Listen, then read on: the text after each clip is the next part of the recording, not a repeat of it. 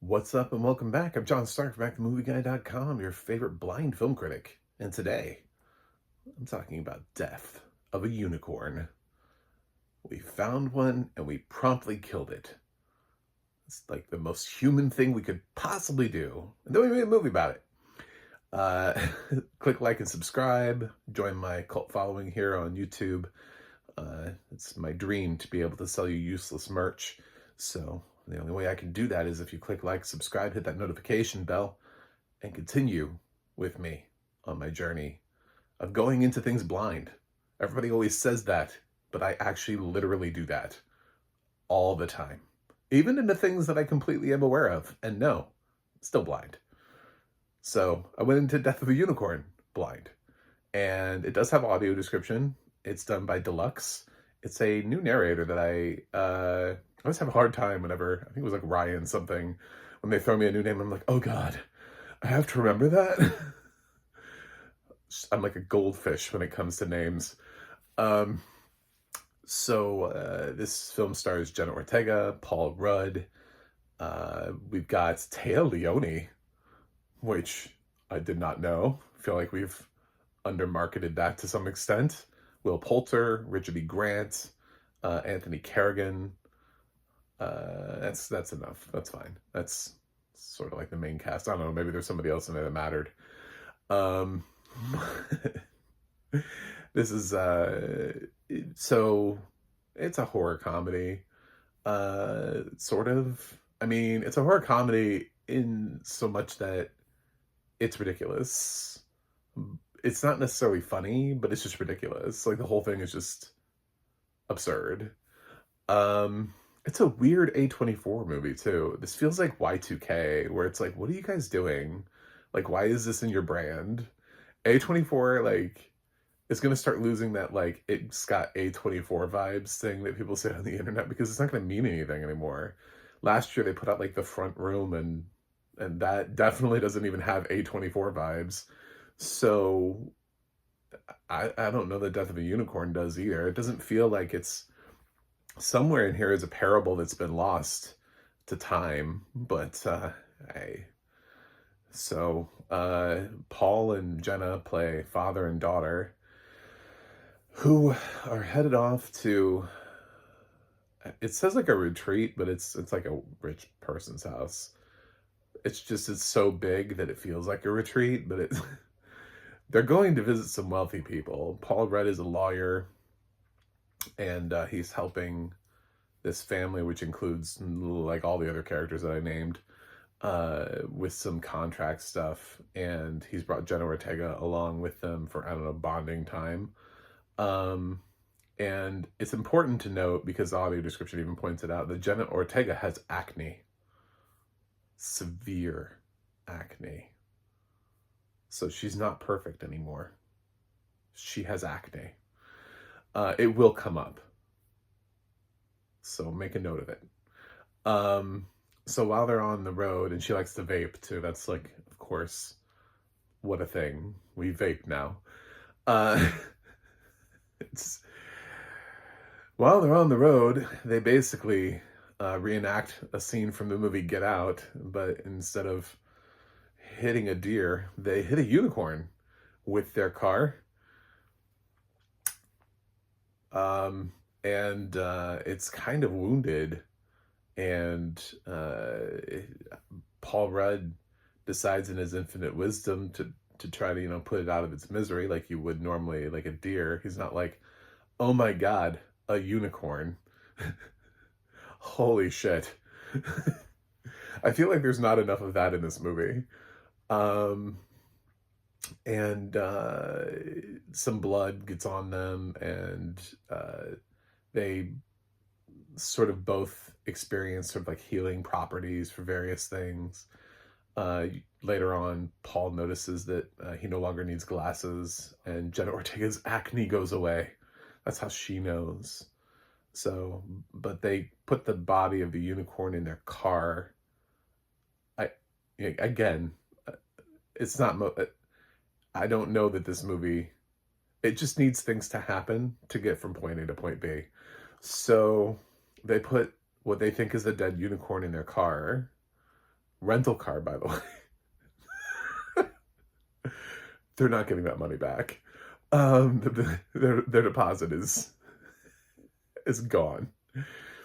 So, and then they go up for the weekend to these rich people, and I think Richard E. Grant is terminal, and they're trying to sort of get those like last contract negotiations settled. But while they're doing that, and Jenna sort of has like a different experience because she, not only did she get blood, and she wiped the blood on her acne specifically, so it cleared up. But she also touched the horn of the unicorn, so she's like uniquely connected to it. So she starts having these visions, and it feels like the unicorn is like talking to her. So she tries to like warn everybody, and then it's obvious that the unicorn is not dead, which, you know, I mean, if it has healing properties for other people, it should have healing properties for itself too. And when the rich people realize what's happening, and they realize there's a unicorn, and that they can somehow use that to their benefit, then it becomes about, you know, how do they use pieces of this. And at this point in time, it's a unicorn, so you think there's only one, right? Like, that's the whole point of a unicorn, is they're so rare. So they're willing to just break this unicorn down as much as possible so that they can get all the blood and juice, and they want to get the horn dust going, and just a lot of things. So to Jenna Ortega's protest, by the way, I mean, yeah, she did use the blood to clear up acne, but she didn't realize that that's what it was going to do. So pretty much from the point of realization, Jenna Ortega remains sort of in the good guy zone, and she keeps trying to pull her father over there, but her father doesn't want to lose business, so he keeps trying to like hang with the rich people, even though they treat him like crap. Anthony Carrigan also plays like he's not part of the family. He's like a manservant type thing.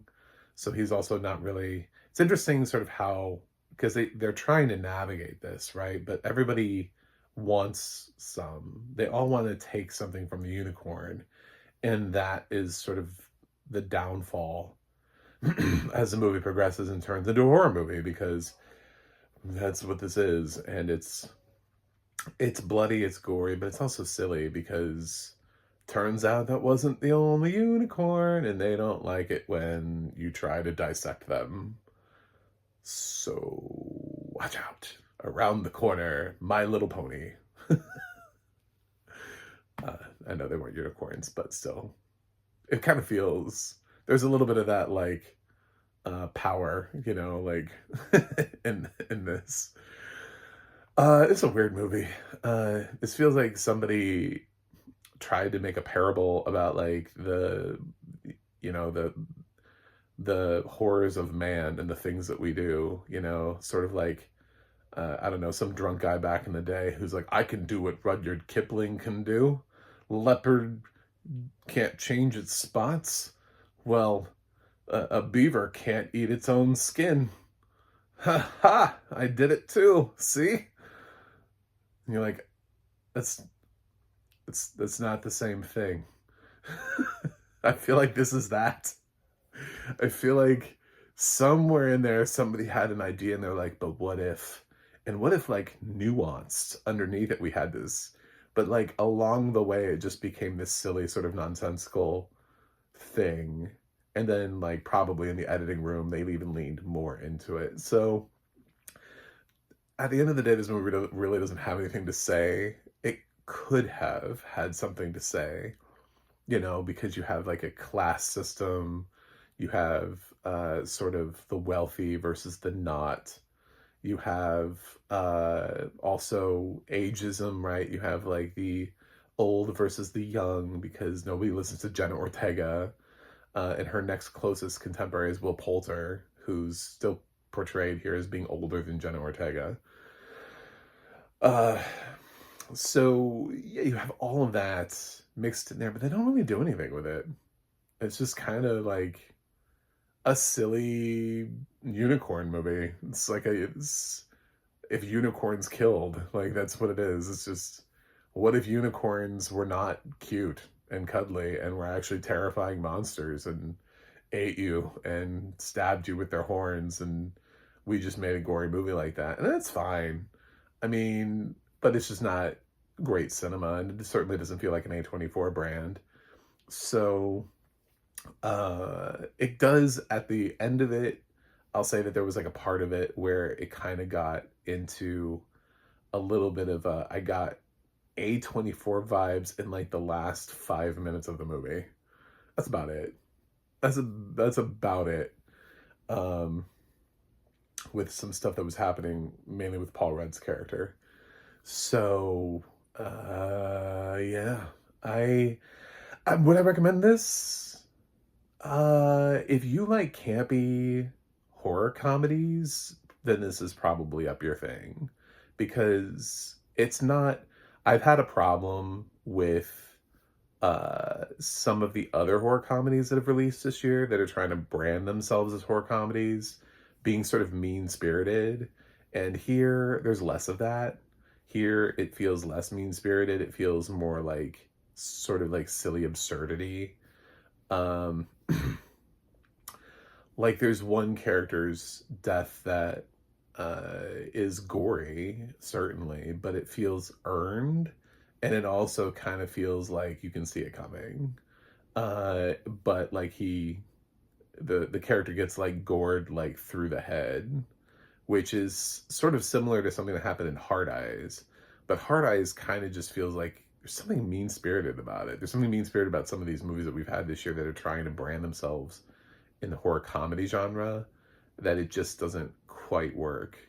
It's not quite as funny as you would think it is. Here, Death of a Unicorn is just silly. It's silly to watch unicorns running around killing things. Like, it's bizarre. And also, they do a lot with the unicorns in terms of uh the like subverting your expectation of what you think like a unicorn would look like and how big it would be and all of the different things about it. They tie a little bit of things, I guess, of unicorn lore in there, but mostly it's really doing its own thing. No idea what the unicorns look like. I don't expect high VFX on this movie, but maybe. I don't know. So, uh, much like some of the other like campy comedies this year, I saw a movie called Clone Cops that was given to me that sort of knew what it was and didn't try to do anything different. That didn't have audio description though, but it felt like it knew what it was. Last year, I said the same thing about like Invisible Raptor. I was like, well, that knows what it is. Like, if you know what you are and you're trying to brand yourself that way, I think this is close to that. I think the problem is that it tries to say something. It feels like there's an undercurrent of something that maybe was in an earlier draft that's still left behind, and it's not quite campy enough to be wildly entertaining. Like, this could have been silly fun. This could have been one of the most fun movies of the year, but it feels like it's struggling with what it wants to say. Like, the compulsion to be an A24 movie is somehow weighing it down, instead of it just being silly, nonsensical, whimsical bullshit, which is what its strength is. So the cast is fine. I didn't hate anybody in this cast. They all do their roles exactly the way you would expect them to, by the way. Everybody plays their role exactly like I mean, everybody seems either perfectly cast or they cast them and then wrote the roles to suit these actors expertly. Nobody is cast against type. Everybody here is supported well by the dialogue that they're given and the direction of their characters. So I like the fact that seeing Leoni in something like this, I'm like, I can't remember the last time I saw her in anything after Madam Secretary. I mean, her career just hasn't been that memorable. But cool. I'm glad she's here, you know? The audio description, it's written pretty well. It's not necessarily my favorite track from Deluxe. I didn't hate the narrator because it's not... See, the thing about the movie is I talk a lot about supporting a movie through making sure that you cast the appropriate narrator.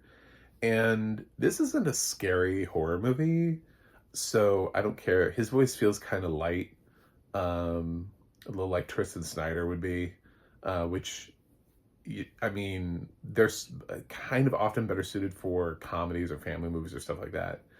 But this is more of a comedy. I mean, it's a silly movie about unicorns killing people, so it doesn't need like a dark voice to it. That would almost be too much. So like William Michael Redmond does a lot of horror movies, but he doesn't need to do this one. So I think this one was fine to try a new narrator on, and the audio description is written well enough. I did have some sort of like some questions about the unicorns and what they look like. But I think part of that is the film doesn't have the budget to show them. So they're all like shown in these brief glimpses and like fleeting images. So it's not even really a problem with the audio description. I don't think we get too many shots of them. I think the whole idea is that they had a limited budget to work with. And so you get what you get. Uh, so yeah, the gore. I mean, the kills, everybody who dies in like a graphic way it's depicted that way. So, um, yeah, the gore. I mean, there are gorier movies out there, but also there is some true gore in here. This is not like a light comedy where it's like, oh, that was silly, and they pulled the camera away at the last minute. No, there's like somebody who gets gored through the middle, and like you can see them, like you can see through the middle, and it's like that's pointed out that there's a character who can see through the hole in this person's body. So, I mean, they do show this stuff. Um, Death of a Unicorn. I'm only slightly positive because I kind of enjoy campy movies. I just wish it leaned into it more. I like abandon the idea that you have something to say here and just make a silly movie. I think Y2K also, like, the best parts of Y2K were when it was silly, was when it was just absurd. Um, Sort of like both of these movies feel like they're chasing This Is the End, but they don't quite know how to do it. Like, they can't quite match that tone, but they really want to do that. They really want to be one of those, like, sort of semi-apocalyptic movies that blends horror and comedy really well and is like just a really good time and funny at the same time. And this has parts that are funny, but sometimes it can get lost in itself. I'm giving Death of a Unicorn a C+. So, thanks for watching. Thanks for subscribing. Hopefully you clicked like, subscribe, and all that good stuff when I asked you to.